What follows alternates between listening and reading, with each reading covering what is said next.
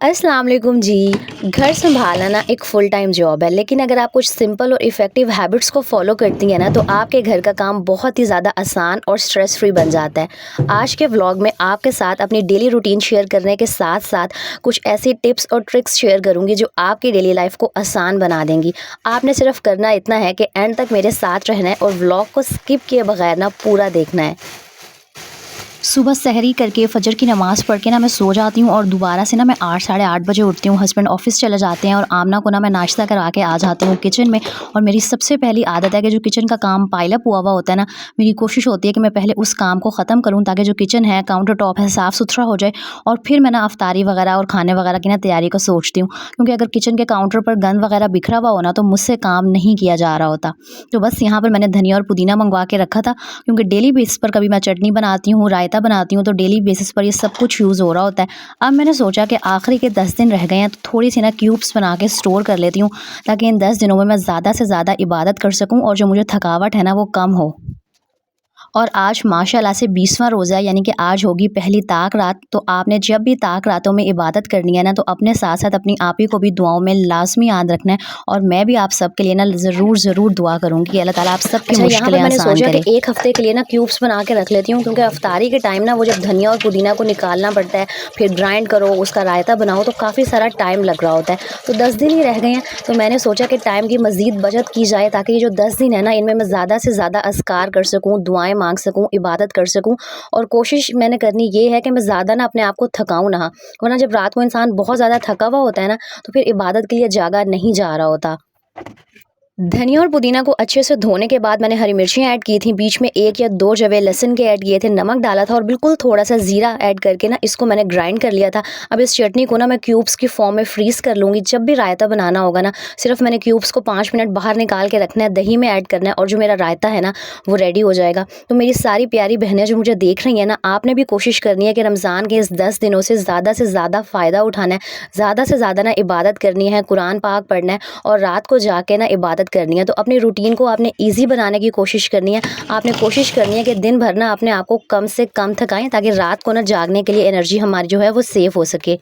Cubes को freezer में रखने के बाद ना मेरी नज़र ये ग्राइंडर पे पड़ी। वैसे तो मैं इसे टाइम टू टाइम साफ़ करती रहती हूँ, क्योंकि किचन का जो सामान है ना, उसको अगर आप साथ-साथ साफ़ करती रहें, तो किचन जो हमारा है वो बिल्कुल नीट क्लीन रहता है। तो मैंने सोचा लगे हाथों ना हल्की सी इसकी भी क्लीनिंग कर लेती हूँ। वैसे तो इतना गंदा नहीं हुआ था, लेकिन डेली बेसिस पर यूज़ हो रहा होता है ग्राइंडर, और रमज़ान में स्पेशली इसका काम बहुत ज़्यादा बढ़ जाता है। तो आप भी कोशिश किया करें कि हफ़्ते में 1 या 2 दफ़ा ना इसको लाज़मी क्लीन किया करें। और एक आदत अपनी लाइफ़ का हिस्सा बना लें कि जब भी ग्राइंडर को यूज़ करें ना, उसको आपने हल्के से गीले कपड़े से क्लीन करके रखना है। वरना ये जो इसके कॉर्नर्स हैं, इसका ये जो ऊपर वाला ये होता है ना, जिसके ऊपर जग घूम रहा होता है, ये बहुत ज़्यादा ब्लैक और गंदा हो जाता है। किचन के कामों से फ्री होने के बाद मैं रूम में आ गई थी और सबसे पहले ना मैं बेडशीट ठीक करती हूँ। अगर आप भी चाहती हैं ना कि आपका जो रूम है वो ऑर्गेनाइज लगे, तो सबसे पहला काम यही किया करें कि अपनी बेडशीट है ना, उसको झाड़ के अच्छे से क्लीन किया करें। ऊपर बेड की डस्टिंग कर लिया करें, और डस्टिंग बेड की पहले ही कर लिया करें, क्योंकि जब बेडशीट ठीक हो जाती है ना और हम फिर डस्टिंग कर रहे होते हैं, तो जो चादर है वो दोबारा से ख़राब होना स्टार्ट हो जाती है। और मेरी कुछ बहनें मुझसे पूछ रही थी, आप ये जो दीवार वाली साइड है, यहाँ से बेडशीट को किस तरह से ठीक करती हैं। तो जी, मैं मैट्रेस को ना थोड़ा सा इस साइड पर धकेल लेती हूँ अच्छी तरह जान लगा के। बहुत भारी है मेरा फर्नीचर, और मैट्रेस भी अच्छा खासा हैवी है, लेकिन अब मुझे आदत हो गई है, तो मैं मैट्रेस को इस तरफ खींच लेती हूँ और सारी बेडशीट को वो दीवार की साइड से सेट करने के बाद ना मैट्रेस को पीछे धकेल देती हूँ। आप लोग मुझे कमेंट करके बताइएगा कि आप अपने दिन का आगाज़, अपने इस काम का आगाज़ ना किस तरह से करते हैं। अच्छा, मैं ना डेली बेसिस पर अपनी रूटीन थोड़ी-सी चेंज करती रहती हूँ। अक्सर ऐसे होता है कि मैं पहले किचन के काम करती हूँ, फिर रूम में आती हूँ, और अक्सर ऐसे हो रहा होता है कि मैं पहले रूम क्लीन कर लेती हूँ, सारे जो खिलारे वगैरह हैं उनको समेट लेती हूँ, डस्टिंग करती हूँ और फिर किचन में जाती हूँ। अच्छा, रूटीन चेंज करने का ना मुझे फ़ायदा एक ये होता है कि मैं एक ही तरह की रूटीन को फ़ॉलो कर कर के ना फेड अप नहीं होती। थोड़ा-सा ना जो माइंड है वो चेंज हो जाता है, क्योंकि आप सबको पता है कि मेरे पास हेल्पर नहीं है, और मेरी जिन बहनों के पास हेल्पर नहीं होगी ना, वो इस बात से एग्री करेंगी कि डेली एक ही तरह की रूटीन को फॉलो कर के ना इंसान थक जाता है, बोर हो जाता है, और रमज़ान में रोज़े के साथ हर चीज़ को मैनेज करना वैसे ही ना काफ़ी ज़्यादा मुश्किल हुआ होता है। और यहाँ पर ना मैं अपने सोफ़ा कम बेड को दिन में सोफ़ा बना देती हूँ और फिर जब शाम होती है ना तो उसके बाद ये दोबारा से बेड बन जाता है, क्योंकि आमना अपने बाबा के साथ ना यहाँ पर खेल लेती है। रूम एक ही है, वहीं पर उसने खेलना होता है, तो मैं हुँ, ना उसको ज़्यादा रोक-टोक नहीं कर रही होती। यही जो मेरी दीवारें हैं ना, इनके ऊपर काफ़ी ज़्यादा मार्कर्स के, पेंट के निशान हैं और मैं इसीलिए अभी तक व्हाइट वॉश दोबारा रिन्यू नहीं करवा रही, क्योंकि मैं चाह रही हूँ कि वो थोड़ी-सी बड़ी हो जाए, स्कूल गोइंग और समझदार हो जाए। वरना बच्चे हैं ना, वो कहीं न कहीं दीवारों पे पेन से, मार्कर से लिख देते हैं और मैं उसको ना रोकती नहीं हूँ, क्योंकि यही एज है कि उसने खेलना और कूदना है। थोड़ी-सी बड़ी हो जाएगी ना, तब मैं दोबारा पेंट करा लूँगी। तो आप भी कोशिश किया करें कि बच्चों को खेलने कूदने से, शरारतें करने से मत रोका करें। यही बचपन है, उनकी एज, फिर जब बच्चे स्कूल जाने लग जाते हैं ना, तो उनकी रूटीन बहुत ज़्यादा हेक्टिक हो जाती है।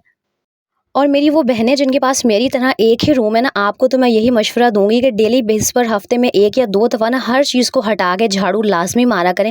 अच्छा, इस फूल झाड़ू को ना सफाई करने का एक फ़ायदा ये भी है कि एक तो इंसान की जो बैक है ना, उसमें दर्द नहीं होती है, खड़े हो के ना फटाफट से झाड़ू लग जाती है।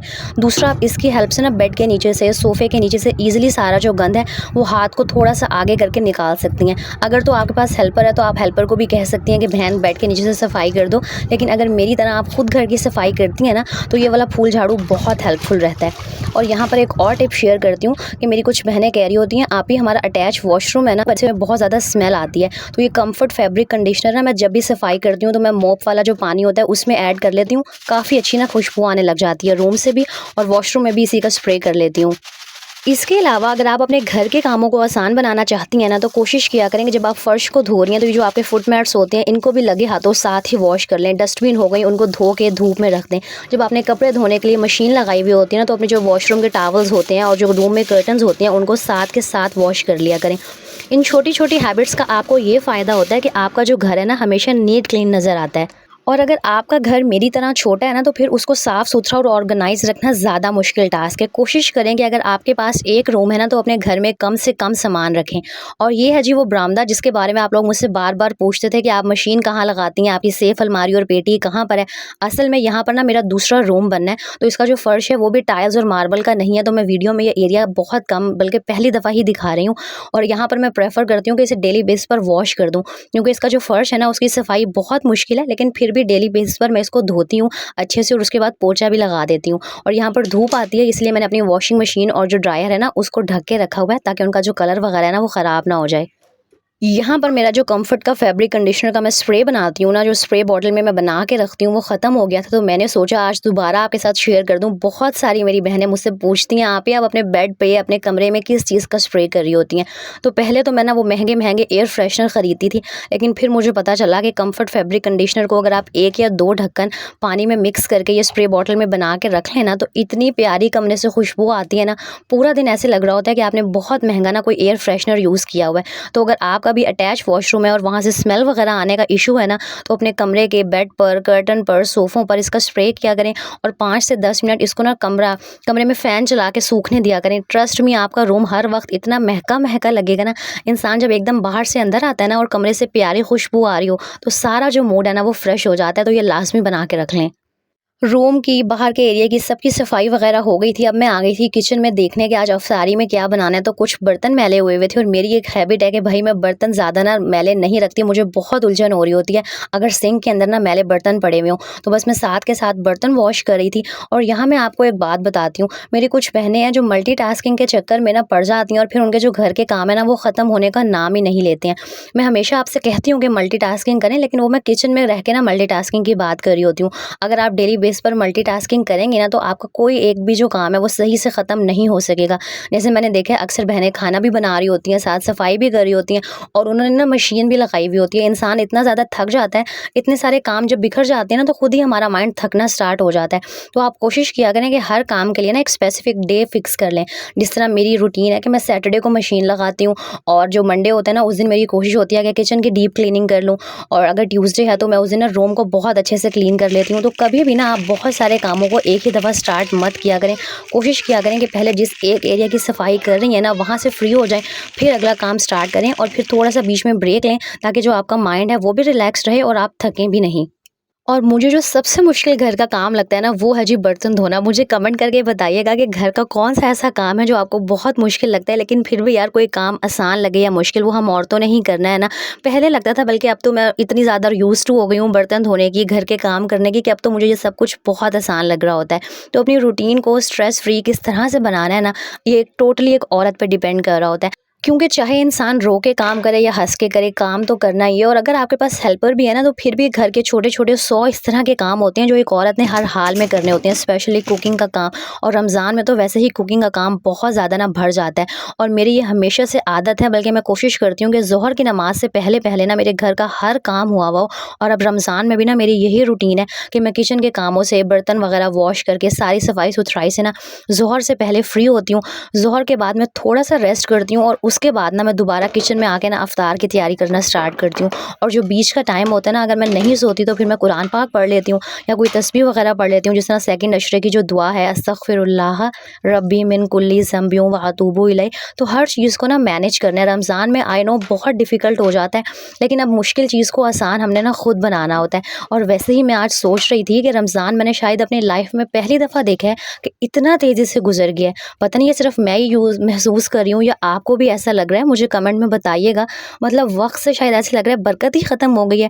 अभी मुझे लग रहा है कि कल की बात थी कि रमज़ान और रोज़े स्टार्ट हुए थे, और अब सिर्फ़ आखिरी का अशरा बाकी रह गया है। बहुत तेज़ी से ये रमज़ान गुज़र गया है। और अफ्तारी के लिए मैं दही बल्ले बना रही थी, और आज ना मैंने वो छोटे, वो जो बाइट के साइज़ के समोसे होते हैं, मतलब समोसियाँ ही कहेंगे आप उन्हें, मैंने वो समोसे बना के रखे थे, क्योंकि जो मेरे स्प्रिंग रोल्स थे ना वो ख़त्म हो गए थे। तो मैंने सोचा कि स्प्रिंग रोल्स बनाने में बहुत मेहनत लगेगी, थोड़े से दिन रह गए हैं, तो समोसे बना लेती हूँ। अच्छा, जब मैं दही बल्ले बनाती हूँ ना, तो बूंदियों के अलावा बाकी ये जो भल्ले वगैरह हैं वो मैं घर में खुद ही बनाती हूँ, क्योंकि जो घर के भल्ले होते हैं ना, उनका टेस्ट ज़्यादा अच्छा होता है।